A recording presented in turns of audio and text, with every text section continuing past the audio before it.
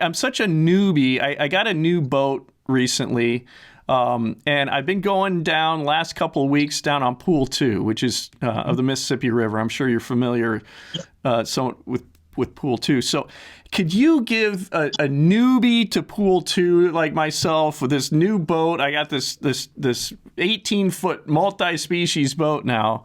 What the hell can, this time of year, how should I be following? How should I be fishing for walleyes? What advice could you give me there?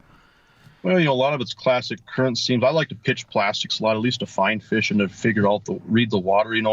Thing about river fish is you have to be nimble, and you can't get caught up on where you caught them yesterday. Things change by the hour, and the flow changes by the hour. Your ground speed obviously isn't going to do you much good. Okay. And so what I like to do is use my trolling motor to gauge the current to try to put the pattern together. Like if I have my trolling motor on, say, 4, and I can creep upstream at, say, 0.3, 0.4 miles an hour, that might be the sweet spot. I get in a little bit different spot, and all of a sudden on 4, I'm going backwards with the current still, or I can only hold it. You use your trolling motor to gauge that current seam or the velocity of the current, and then try to put that pattern together that way.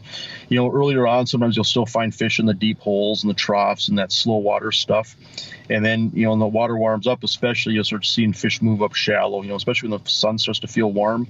I love to pitch shallow, and finding shallow current seams. I find that a lot of times the fish aren't in like completely slack water, but they're right on the edge of it. They still like to sit where they can let stuff blow by them, and then obviously you get into the spawn, and then you get in a period after the spawn where, a lot of times it's water temperature, and so I like to watch my temperature gauge this time of year and really pay attention to that. If you can find water somewhere that's a degree warmer, pay attention, look for warmth, look for, I like to cover water by casting. And the other thing too is that there's a mentality that you use the lightest jig that you can. How often have you ever heard that, Greg? Use the lightest line that you can, use the lightest that you can. When you're trying to put the day together, because every day is different, when you're trying to put the day together on a river, don't hesitate to use the heaviest jig that you can, because you get luckier. In the sense that, say you're in 12 feet of water and you're casting up into some slack water, and you're using, say, a 3/16 ounce jig, which is perfect for that slack water.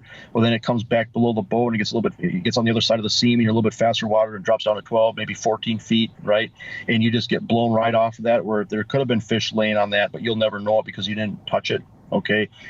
Don't use a 3/8, use a quarter, right? Use something that's, don't be afraid to go up a size or two when you're trying to figure out the day, because then you can fish a lot. You can do a lot of things wrong if you're in the right place at the right time, right? But if you're, on current, especially if you're getting blown way up off the bottom, when you're coming back through that faster water, that deeper water, sometimes those fish are there, but you'll never know it if you're using too light of a jig. Okay. No kidding. When you use the lightest jig you can after you find the fish, use the heaviest jig you can to find them. Thanks for tuning into the podcast. If you've enjoyed our content, please consider subscribing to Another Fishing Podcast on iTunes, which is available also on just about every major podcasting platform. We'd love for you to subscribe to our YouTube channel, Angling Uploaded. And for exclusive benefits, become a member on Patreon. So go to patreon.com and search Angling Uploaded, become a member. Oh God, we'd love you if you do that. Thanks, guys.